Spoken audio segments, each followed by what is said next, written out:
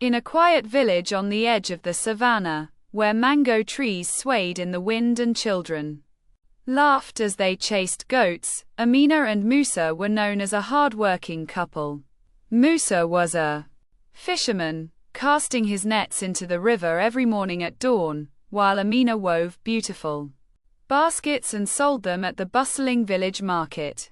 Their love was genuine, but like all marriages, it had its secrets. Amina had one that she held close to her heart, not out of malice, but out of caution. Years ago, before she married Musa, Amina's grandmother, Mama Fatou, whispered advice into her ear, and quote, "Child, always keep a small pot aside. Not for mistrust, but for safety. Even the river hides treasures beneath its surface." And quote.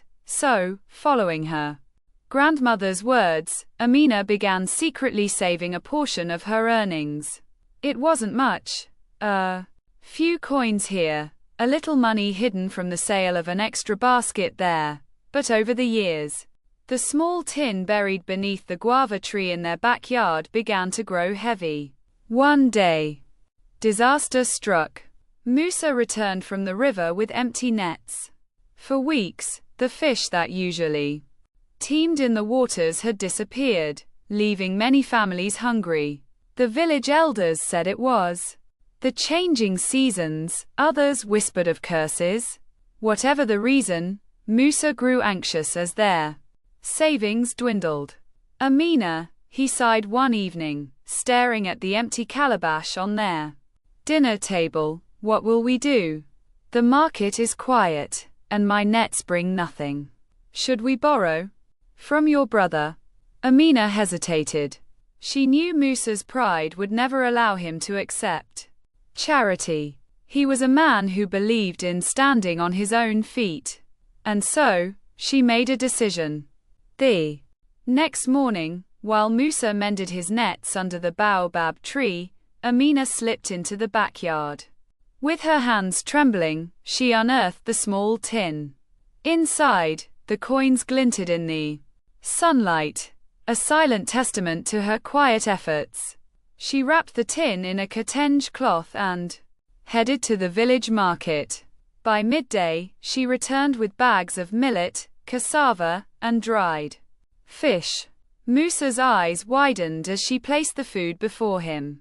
"Where did you get this?" he asked, his voice a mixture of relief and confusion. Amina took a deep breath. "Musa, there's something I must tell you." She explained her grandmother's advice, her years of secret savings, and her desire to ensure their family's security. For a moment, Musa was silent. His brow furrowed, and Amina braced herself for his anger. But then, he chuckled, a deep, hearty laugh that echoed across the yard. "Amina," he said, shaking his head, "you are wiser than I ever imagined. While I was worrying about tomorrow, you were preparing for it. I am proud to have such a clever wife."